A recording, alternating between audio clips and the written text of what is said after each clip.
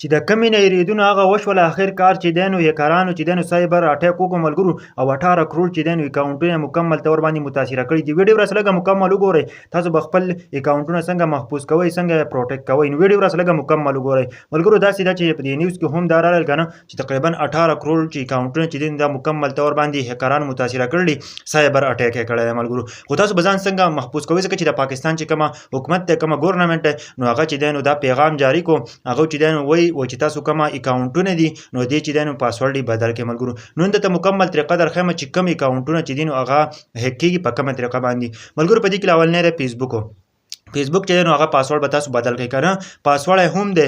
په دې کې یو بل اپشن دی 2 سټیپ اتنټیکیشن ورته وایي، 2 سټیپ ویریفیکیشن ملګرو. هغه چې کله تاسو آن کړئ نو ستاسو چې دی نو آی ډي څوک بیا نشي هیک کولی ملګرو. هغه داسې وي که نه که ستاسو آی ډي څوک بیا هیک کوي که نه نو تاسو ته به یو میسج راځي چې کله تا الاو کړی نه تا اجازت نه ورکړی څوک ستا چې دی نو ستا اکاونټ چې دی نو هغه بل څوک نشي کولی.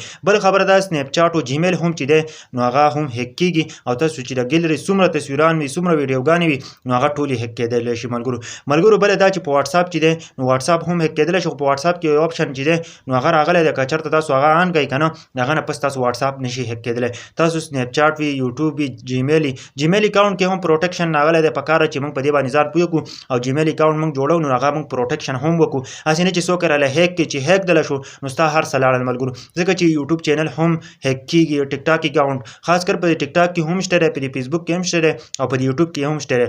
2 سټیپ ویریفیکیشن ورته وایي چې کله ته هغه آن کړې که نه چې بل ستا یو کس لګي او ستا اکاونټ بل کس کولاوي نو هغه نشي کولاولی. تا ته به یو میسج راشي، تا ته به یو کوډ راشي چې په دغه ځای کې ستا موبایل چې دی ستا اکاونټ چې دی نو کولاویږي ملګرو. چې څو پورې تا اجازت نه ورکړی الاو کړی دی نه نو ستا اکاونټ نشي کولاویدلی. نو ټولو ته هم خاص دی که نه چې خپل پاسورډ یې بدل کړئ په ټولو او لاول خو 2 سټیپ اتنټیکیشن یا 2 سټیپ ویریفیکیشن دا پکې ضرور آن کړئ که نه، هسې نه چې بیا به وروسته خفه یې اکاونټونه به مو والوځي. ځکه چې 18 کروڑ چې دي نو دا اکاونټونه چې دي متاثره شوي دي او په دې کې زیات د پاکستان چې دي متاثره شوي دي. سایبر اټیک شوی دی، د هیکران چې دي نو دوی اټیک کړی دی ملګرو او د هغه نه پس چې دومره اکاونټونه چې دي نو هغه خرابې شوي دي او نور به هم خرابېږي ملګرو. ټولو ته هم خاص دی چې خپل پاسورډ یې چې سنیپ چاټ وي، فیسبوک وي، یوټیوب وي، جیمیل وي، د ټولو پاسورډ چې دی نو دا چینج کړئ ملګرو. لاول په دې څیزونو ځان پوه کوئ، دا پروټیکټ کوئ نو بیا به صحیح، بیا به دې پاسورډ چینج کولو ته ضرورت نه راځي، ستاسو اکاونټونه به څوک نشي هیک کولی ملګرو. نو دا ویډیو ټولو پښتنو ته ورسوئ چې ټولو پښتنو ته پته ولګي ور دې خبرې نه ځان خبر